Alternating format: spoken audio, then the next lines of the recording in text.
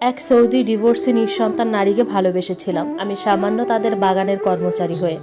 ঘটনাটা শুরু হয় 2002 সালে। আমি তখন বাগানের ভিসায় সৌদিতে গিয়েছি। প্রথমে তাদের বড় বাগানে ছিলাম 2 বছর। এরপর তাদের ঘরের পাশেই ছোট্ট বাগানে আমাকে নিয়ে আসে। থাকা খাওয়া মালিকের ছিল। বাগানে কাজ করার পাশাপাশি আমি তাদের ঘরেও কাজ করতাম। আমার মালিক খুবই ভালো মানুষ ছিল। আমাকে মোহাম্মদ বলে ডাকতো। আমি তাদের বাবা মা ডাকতাম। তাদের এক মেয়ে ও 2 ছেলে। ওনার ছেলেরা স্ত্রী সন্তানদের নিয়ে দেশের বাহিরে থাকতো কাজের সুবাদে। মাঝে মাঝে এসে কয়েকদিন থেকে যেত। ওনার মেয়ে লন্ডনে থাকতো স্বামীর সাথে। ওনাদের আত্মীয় স্বজন আসতো যেত। এভাবেই বয়স্ক দম্পতির জীবন অতিবাহিত হতে লাগলো। একদিন আমার মালিক আমাকে বললেন, তুই বাঙালি রান্না করে খাওয়া আমাকে। তো আমি বললাম, কি খাবেন? উনি বলল, তোর যা ইচ্ছা রান্না করে খাওয়া। ওনারা আবার ঝাল খেতে পারতো না। তখন আমি বাকালাতে গিয়ে সেমাই নিয়ে আসি এবং ওনাদের রান্না করে খাওয়াই। খুবই পছন্দ করে ওনারা। এরপর মাঝে মাঝে আমাকে বলতো সেমাই রান্না করে খাওয়াতে। আমি আবার রান্না করতে জানতাম। তখন আমি তাদের সেমাই, পায়েস এটা সেটা রান্না করে খাওয়াতাম। এর মধ্যে আমার মালিক বাবা আমাকে গাড়ি চালানো শিখতে বলল। আমি তখন ওনার সহায়তায় গাড়ি চালানো শিখলাম এবং উনি আমাকে লাইসেন্স বানিয়ে দিল। ওনারা আমাকে খুবই বিশ্বাস করত। আমি কখনো ওনাদের বিশ্বাস ভাঙিনি। ওনারা কখনো আমাকে তাদের গোলামের বা দাসের নজরে দেখেনি। সন্তানের মতো স্নেহ করত। এভাবে ওনাদের বাড়িতে আরো 2 বছর কাটলো। আমি ছুটিতে দেশে আসলাম। দেশে আসার সময় ওনারা আমাকে অনেক কিছু দিলেন এবং ওনাদের ব্যবহারিক অনেক নতুন নতুন জিনিস যা ওনারা ব্যবহার করেন না তা আমাকে দিয়ে দিলেন। বললেন, দেশে গরিবদের দিয়ে দিস। দেশে আমি এসে 2 মাস থাকলাম। আমার মালিক ফোন করে বলল, চলে আয়, তোকে ছাড়া এদিকে কাজের সমস্যা হচ্ছে এবং গুছানো বেশ কষ্টসাধ্য হয়ে গিয়েছে। আমিও চলে গেলাম। আমারও তেমন ভালো লাগছিল না এখানে। আমার দেশে মার 2 ভাই ছিল। বাবা ছোটবেলায় মারা গিয়েছে। মায়েরও বয়স হয়েছে। আমি দেশে টাকা পাঠাতাম যখন যা লাগতো। বড় ভাইকে ব্যবসা ধরিয়ে দিয়েছি। ছোট ভাইকে পড়ালেখার সমস্ত খরচ বহন করি। আমি ছুটি শেষে সৌদিতে যাওয়ার পর দেখি ঘরে ওনাদের মেয়ে এসেছে। আমাকে পরিচয় করিয়ে দিল। আমি শুধু সালাম দিলাম। উনি সালাম নিলেন আর কথা বললেন না। হালকা করে একটু দেখেছি। দেখে ওনাকে অনেক অসুস্থ মনে হলো। আমি দেশ থেকে ওনাদের জন্য বিভিন্ন রকম পিঠা এবং আমাদের দেশীয় ফলমূল খাবার এবং আমার মালিক মায়ের জন্য শাড়ি নিয়ে গিয়েছিলাম। কিন্তু আমার মালিক মা শাড়ি কিভাবে পরে জানতেন না। আমি ব্লাউজ বা পেটিকোট নিয়েও যাইনি। তখন ওনার সামনে আমি নিজে শাড়ি পরে ওনাকে দেখালাম। উনি হাসতে হাসতে শেষ। উনি বললেন, দাঁড়া, একদিন আমি পরবো। তো একদিন রাতে দেখলাম উনি কোনোভাবে পেঁচিয়ে শাড়ি পরে আমাকে ডাকলেন। তখন আমার মালিক বাবাও সাথে ছিলেন ওনার। উনি হাসতে হাসতে শেষ। ওনাদের রান্নাগুলো খুব একটা খেতে পারতাম না। মাঝে মাঝে আমি নিজের রান্না নিজে করতাম। তখন ওনারা এখান থেকে হালকা করে খেতেন।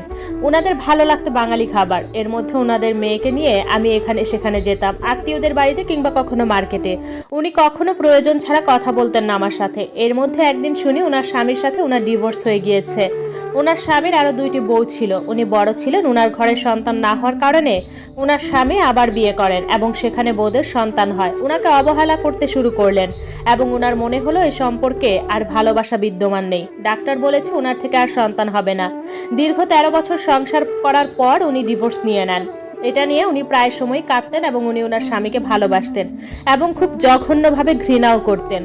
2006 সালে ওনারা বড় হজ করবেন। ঘরের সবাই ওনাদের কেয়ার করার জন্য আমাকেও ওনারা সাথে নেবে বড় হজে। তখন তো খুবই গরম ছিল এবং এতটা উন্নত ছিল না। ওনাদের সাথে আমি বড় হজ করলাম। ওনাদের যতটুকু পেরেছি আমি আমার সাধ্যমতো কেয়ার করেছি। বড় হজ থেকে আসার পর থেকে উনি আমার সাথে কিছুটা ভালো ব্যবহার করতেন। আগে খারাপ ব্যবহার করতেন না, কিন্তু উনি আমাকে খুব একটা পছন্দ করতেন না। বাবা মাকে মানা করতেন আমাকে এভাবে বেশি মূল্যায়ন না করতে। উনি আবার ওনার বাবা মায়ের কলিজার টুকরা ছিল। ওনাকে ওনার বাবা মা সবাই বলেছিল আবার নতুন করে জীবন শুরু করতে, কিন্তু উনি করেন নাই। ওনার ইচ্ছে নেই এমন বলল। এর মধ্যে দেশ থেকে খবর আসলো আমার মায়ের খুবই শরীর খারাপ। আমি আমার মালিকদের জানালাম। তারা আমাকে টিকিট করে দিল দেশে যাওয়ার জন্য। আমি দেশে আসার 10 দিন পর আমার মা মারা গিয়েছে। 2 মাস থেকে আমি আবার সৌদিতে ফিরে গিয়েছি। আমাকে আমার মালিক মা বলল, আমি তোর মা, তুই চিন্তা করিস না। আমি সবসময় ওনাদের সাথে সাথে সন্তানের মতো থাকতাম। আমার মনেও হারামি ছিল না। আমি আমার মায়েরও বাবার অনেক সেবা করতাম। আমি ওনাদের মাথা পর্যন্ত আছড়িয়ে দিতাম। এর মধ্যে ওনাদের মেয়ের সাথে আমার সখ্যতা গড়ে ওঠে। আমি শার্ট এবং প্যান্ট পরতাম। উনি বলতেন এসব না পরে যেন ওনাদের দেশীয় জামা পরি। আমাকে কয়েকটি জুব্বা জামাও কিনে দিলেন উনি। আমি ওসবই পরতাম। একদিন আমাকে উনি বললেন, বিয়ে করবি আমাকে? আমার কোনোদিন সন্তান হবে না। সব সময় উনি বিষণ্ণ থাকতেন। আমি ভয় পেয়ে গেলাম। ওনাকে অনুরোধ করে বললাম, আমি আপনাকে সবসময় বড় আপার নজরে দেখেছি। আমাকে দয়া করে এমন বলবেন না। বাকি জীবন আমি আপনাদের সাথে কাটাতে চাই। অনুরোধ। এসব বাবা মা শুনলে আমাকে ভুল বুঝবে, বের করে দিবে। আমার খুব কষ্ট হবে ওনাদের জন্য। উনি চুপ করে রইলেন। একদিন রাতের দিকে ওনার বাবার পায়ে ধরে কাঁদতে কাঁদতে সব বললাম এবং বললাম, বাবা আমি মিথ্যা অপবাদ নিয়ে দেশ থেকে যেতে চাই না, দয়া করে আপনি আমাকে সম্মানে দেশে পাঠিয়ে দিন। তখন উনি বললেন, আমি তোকে বিশ্বাস করি। উনি ওনার মেয়েকে বিষয়টা নিয়ে বললেন এবং শাসন করলেন। আমি এমনই শুনেছি। পরে কি হলো ওনাদের অভ্যন্তরীণ বিষয় আমি জানি না। কয়েকদিন উনি আমার সাথে কথা টথা বললেন না এবং আমার মালিক মা আমায় বলল, যা হয়েছে ভুলে যা, কিছু মনে করিস না। একদিন সন্ধ্যার পর আমায় উনি বললেন একটু এক আত্মীয়র ঘরে গিয়ে দিয়ে আসতে। ওনার বাবার সাথে আমি তখন কাজ করছিলাম। আমি বাবাকে বললাম, বাবা আমি যেতে চাই না। বাবা বললেন, যা, কিছু হবে না, ওসব মাথা থেকে ফেলে দে। আমি বাবার কথা রাখতে ওনার সাথে গেলাম। গিয়ে দেখি ওই আত্মীয়ের বাসায় কয়েকজন। উনি আমাকে গাড়ি পার্কিং করে ভেতরে আসতে বললেন। আমি বললাম যাব না। তখন ওনার আত্মীয়রা জোর করে নিয়ে গেলেন, যাদের আমি আগে থেকেই চিনি, যিনি আমার মালিক মায়ের আপন বোন এবং ফাতেমার কয়েকজন বান্ধবী। তখন ভিতরে গিয়ে দেখি ওরা আমাকে সবাই বলল, এখন তোমাকে ফাতেমাকে বিয়ে করতে হবে। আমি জানি না ফাতেমা সবাইকে কিভাবে মানালো বা বুঝালো। ওনার আপন খালা ছিলেন এবং ওনার কাছের কয়েকজন বান্ধবী। আমি বললাম, না, আমি বাবা মায়ের সাথে বেইনসাফি করতে পারবো না। তখন বললাম, জীবন থাকতে বিয়ে করব না। আমি সেদিন গাড়ি রেখে একাই চলে এসেছি অন্য একটা গাড়িতে করে। এসে বাবা মাকে সব বললাম এবং বললাম দুটের বাগানে পাঠিয়ে দিন, আপনার উটের পালের দেখাশোনাও করব। বাবা মা বলল ঠিক আছে। রাতের দিকে উনি চলে আসলেন। আসার পর ওনাকে অনেক বকাঝকা করলেন এবং রাতে উনি সুইসাইডের চেষ্টা করেছেন। উনি যথেষ্ট শিক্ষিত সুন্দরী ছিলেন। আমার মতো সামান্য দাসকে কেন বিয়ে করতে চাইছেন তা আমার মাথায় আসলো না। গলায় ফাঁসি দিয়েছেন। ওনার মা দেখে ফেলাতে সেই যাত্রায় তিনি বেঁচে ফিরেন। ওনার বাবা মা ওনার শুধু বড় ভাইকে জানালেন। ফাতেমা বললেন, আমি শুধু ভালোবাসা চাই, আর কিছুই না। পরে আর কি করার, ওনার বাবা মা আমাকে বললেন, তুমি রাজি কিনা? তখন আমি বললাম, আপনারা যা বলবেন তাই।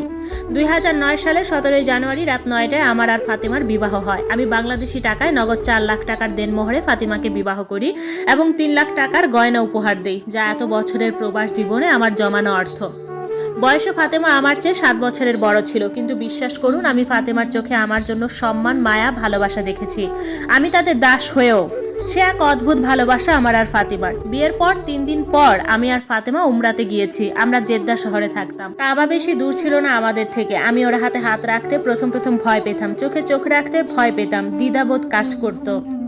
কিন্তু ফাতেমা সেই দ্বিধা কাটিয়ে দেয়। ও আমার থেকে কথা নিয়েছে, কখনো বেইমানি যেন না করি। সাথে ও কথা দিয়েছে ও কখনো আমার সাথে বেইমানি করবে না। প্রথম বিবাহটা সবার কাছে প্রকাশ করিনি, শুধু হাতে গোনা কয়েকজন আত্মীয় স্বজনরা জানতো। আমরা সারা রাত গল্প করতাম, হাতে হাত রেখে হাঁটতাম। আমি ভালোবেসে আমার ফাতিমাকে বাঙালি বধূ সাজিয়ে দেই। কি যে অপরূপ সুন্দর লেগেছে আমার ফাতিমাকে। একদিন আমার বাবা আমায় বললেন, তোমাকে একটা জেদ্দাতে দোকান নিয়ে দেই, তুমি ব্যবসা করো। আমার মেয়ের জামাই, তোমার নিজের সম্মান রয়েছে, সাথে আমারও সম্মান রয়েছে। তখন বললাম ঠিক আছে, তবে ব্যবসা করে আমি সমস্ত টাকা পরিশোধ করে দিব। আলহামদুলিল্লাহ। জেদ্দাতে দোকান দেওয়ার পর 2011 এর মধ্যে আমাকে এত বরকত দেয় আল্লাহ, বলার মতো না। খুব চেষ্টা করতাম ফাতিমাকে একটা বাড়ি কিনে দিতে। 2012 সালে মক্কাতে দোকান দেই। আমাকে আর পেছন ফিরে তাকাতে হয়নি। এর মধ্যে 2015-তে আমার ফাতিমা আর আমার সন্তান হয়। ফাতিমা যেন বিশ্বাস করতে পারে না আল্লাহ তাকে এত বড় উপহার দিয়েছে। সে রবের দরবারে শুকরিয়া আদায় করে। 2017-তে আমি ফাতিমাকে একটা বাড়ি কিনে দেই। পরিবার বলতে শুধু আমার ফাতেমা আর আমার জেহের। ফাতেমাকে বলতাম, তোমাকে এত ভালোবাসতে ইচ্ছে হয় কেন? তোমাকে ভালোবাসার স্বাদ কেন আমার মিটে না? আমার ফাতেমা শুধু হাসতো। ফাতেমার পরিবারের সবাই আমাদের মেনে নেয়। 2017-তে আমার শাশুড়ি মা আল্লাহর কাছে চলে যান। খুব ভেঙে পড়েছিলাম, কারণ উনি আমার মা ছিলেন। আমার জন্য খুব দোয়া করে গিয়েছেন। 2019-এ আমার আর ফাতিমার আরেকটা সন্তান হয়। আমার জীবনে আমার রব সব দান করেন। ফাতিমা সন্তানদের পেয়ে যেন আকাশের চাঁদ পান। আমার শ্বশুর তখন আমাদের সাথে থাকা শুরু করলেন। এর মধ্যে করোনা আসে। কোভিডের টাইমে আমার ফাতিমা খুব অসুস্থ হয়ে পড়ে। ওর করোনা ধরা পড়ে। এত সচেতন থাকার পরেও কিভাবে করোনা হয় আল্লাহ জানেন। আমাকে হাসপাতালে থাকতে দেওয়া হচ্ছিল না, কিন্তু আমি পাগল হয়ে গিয়েছি ফাতিমার জন্য। হাসপাতালের বাহিরে অপেক্ষা করতাম। এর মধ্যে একদিন মাঝরাতে আমার ফাতিমা করোনাতে আক্রান্ত হয়ে আমাদের ছেড়ে চলে গিয়েছে। সেই শোক আমি আজও ভুলতে পারি নাই। পাগলের মতো কেঁদেছি। আমি আমার দুনিয়ার সুখ, আনন্দ